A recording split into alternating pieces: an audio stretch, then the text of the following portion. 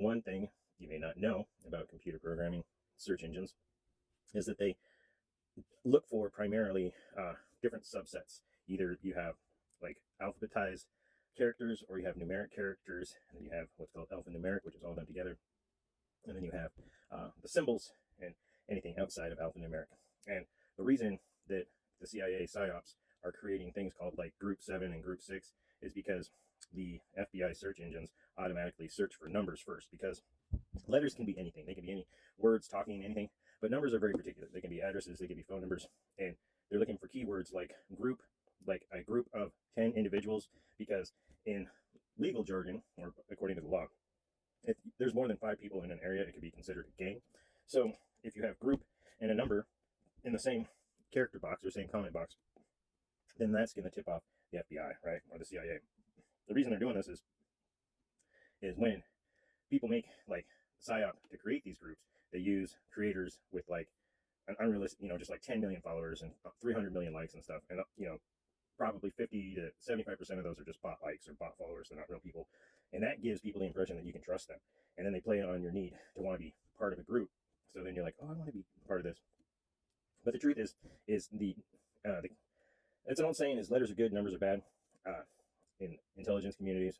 And because you can have like a lot of intelligence, you can send letters back and forth, and people can talk and talk and talk and talk, and people don't really care. It's when there's actual blueprints with diagrams, with latitude and longitude and coded things and numbers, that the government cares, right? So they use these large creators, they boost their popularity, get people to trust them, they create these groups, and then people join them wanting to be part of something. Additionally, there's another thing called, in intelligence communities, there's something called the knife in the boot, which is essentially if you get captured as an intelligence person, they would have a boot with a secret compartment, the knife in it, so they'd have some way to like cut the ropes or use as a weapon, right? Now, because they've gotten so outnumbered and things are getting so crazy, they don't even take the chance of getting captured. They don't go out alone. They don't leave their homes. They don't, what I mean? They're not in public. So the knife in the boot now is the internet moderators, and the internet moderators are basically working to intercept communications. And like you'll be person on this side communicating and person on this side communicating, and in between them is an internet moderator. And you think you're talking to the other person, but you're actually talking to the moderator, and the moderator says, oh, maybe I'll pass this message along, maybe I won't, right?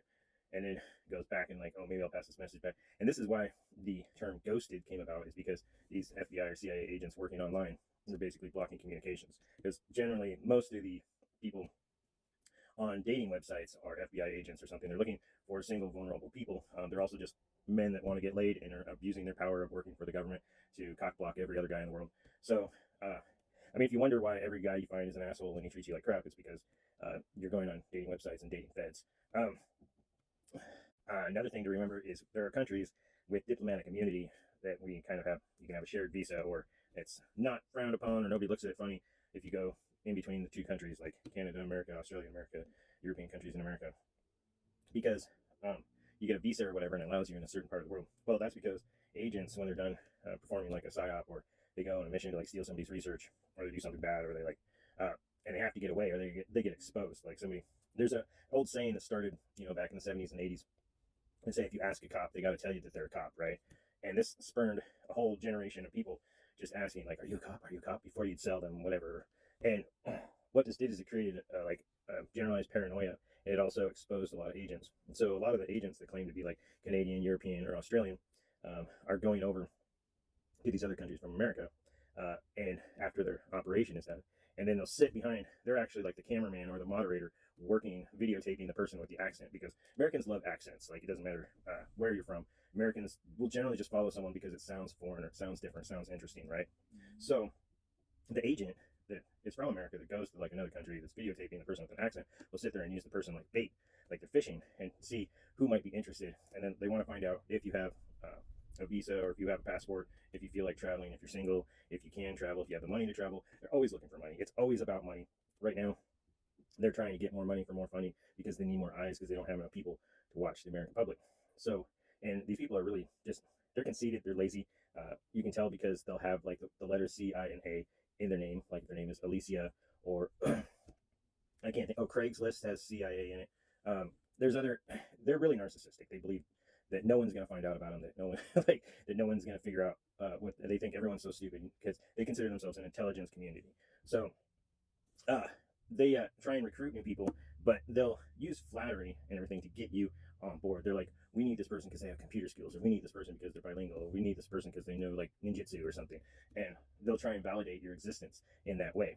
But because they become so overburdened by population, they need more eyes in the sky, they need more people behind screens watching people, and so they need more funding to pay for that. So they're trying to get people to go to work. The problem is men don't want to date anymore because women are absolutely horrid. Because men have gone online on dating sites and dated FBI women who rejected them, right? Because they had no interest in them, like no criminality interest in them, and they went on one date, 2 days with them, found out that there was really nothing of interest to investigate them for, and then dumped them, right? So men are like, fuck it, I'm done with women. Pardon my French. And so now men have no motivation to go to work. They can't get men to go to work, so they can't get money from tax money to pay the agents to sit at home or sit behind a computer screen and watch you. So now women are pleading. They're like saying, we need to lower our standards. We need to, stop being such. The feminist movement is over. Yada yada yada. Or they try and convince the men that they're gay and they need to be gay, and then that kind of like puts them in the subset. I'll tell you that foreign intelligences aren't worried about gay people because it goes way deeper. It goes into like controlling bloodlines and how many babies people will have in the next 20 years in the population to create an army. And so if other countries, if they see you being gay, they're like, well, okay, well, your army's going to be weak in 20 years, so they don't really care.